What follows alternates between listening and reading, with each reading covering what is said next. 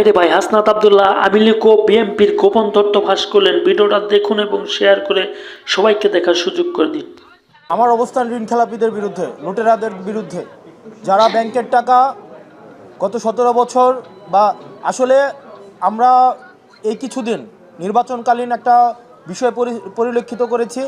লুটেরাররা, আওয়ামী লীগের লুটেরার, বিএনপির লুটেরার, এই লুটেরারদের পরিচয় একটাই, তারা হচ্ছে ব্যাংক খেলাপি, ভোট ডাকাত, তারা হচ্ছে ব্যাংক ডাকাত, তারা জনগণের টাকা, আমার আপনার টাকা চুরি করে তারা হচ্ছে বিদেশে নিয়ে যায়, বিদেশে নিয়ে গিয়ে সন্তানদের বিলাসী জীবনযাপন করায় এবং দেখা যায় কি শুধুমাত্র নির্বাচনের সময় নির্বাচনের উপলক্ষটাকে তারা একটা মানি মেকিং মেশিন হিসাবে নেয়, যে তারা সংসদ সদস্য হয়ে তারা আবার যেমন আমার প্রার্থীকে যদি দেখেন, উনি যখন নির্বাচনে জিতেছিলেন 2004-এর দিকে উনি একটা কোম্পানি করেন ম্যাম পাওয়ার।